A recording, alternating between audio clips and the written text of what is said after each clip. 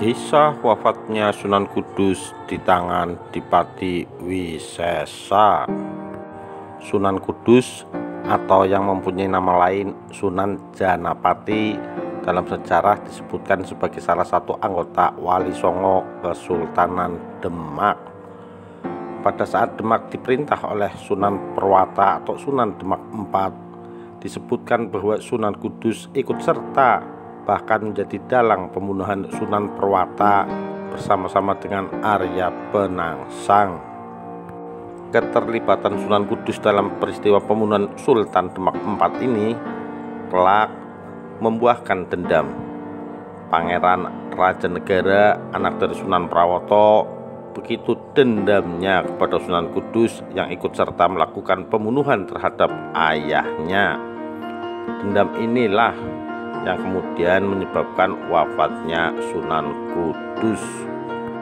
Dikisahkan bahwa anak Sultan Demak IV yang bernama Pangeran Raja Negara seumur hidupnya tak pernah berhenti mengharapkan kematian Wali Kudus karena dia ingin membalas dendam atas pembunuhan ayahandanya. Demikian kuat keinginannya hingga kemudian dia meminta bantuan kepada Tanda Cupu untuk melakukannya. "Hei Tanda Cupu, engkau ini saudaraku. Oleh karena itu bantulah aku. Bila mana engkau bisa membunuh Sunan Kudus, engkau akan kuberi kekuasaan, seperti halnya Arya Penangsang yang memperoleh kekuasaan di Demak. Akulah yang akan bertanggung jawab atas tindakan makar ini, karena Sunan Kudus yang memulai semua ini. Dia telah menganiaya ayahku." Mendengar permintaan itu, Tanda Cupu bimbang hatinya. Dalam hati kecilnya dia menolak untuk melawan kepada gurunya. Akan tetapi kalau mengingat imbalan yang akan diterimanya, yaitu uang sebanyak 10.000 beserta janji untuk diberi kekuasaan, dia pun tertarik juga. Akhirnya Tanda Cupu menyatakan kesanggupannya. Sunan Kudus sudah mengetahui di antara punakawannya ada yang bermaksud jahat. Namun Sunan Kudus tidak sedih atau kecewa. Dia sudah mengetahui bahwa ajal itu tak melihat apakah itu diambil punakawan atau lainnya, karena semua itu hakikatnya perbuatan Allah juga. Ketika Sunan Kudus melakukan sholat subuh, Tanda Cupu menusuknya dengan keris dari belakang. Akan tetapi kerisnya itu tak mampu melukainya, malah patah menjadi dua. Setelah selesai sholat subuh, berkata Sunan Kudus, "Tanda Cupu, bila engkau akan membunuhku, ini terimalah kerisku, tusukkanlah pada igaku, pasti aku akan mati." Mendengar itu, Tanda Cupu segera menjatuhkan diri sambil menyembah-nyembah dan menangis dengan kerasnya. Sambil sesekali menciumi kaki gurunya, Tanda Cupu meratap, "Silahkan tuanku, bunuh hamba. Hamba telah mengkhianati paduka Tuan. Sekarang lebih baik mati saja." Demikian kata Tanda Cupu. Berkata Sunan Kudus, "Jangan begitu. Selesaikanlah apa yang menjadi kesanggupanmu. Bukankah itu yang menjadi keinginanmu? Lagi pula, apa yang engkau inginkan itu sesuai dengan keinginan Allah. Engkau hanya alatnya yang melaksanakan."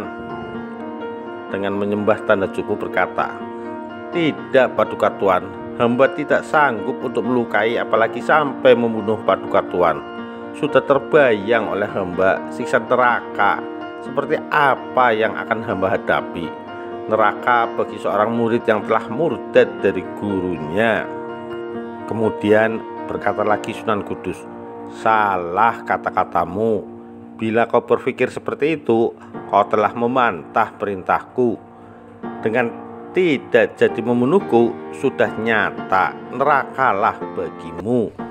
Setelah mendengar itu semua, akhirnya Tanda Cupu menerima keris dari Sunan Kudus dan kemudian melaksanakan perintah Sunan Kudus sesuai dengan apa yang dipesankannya.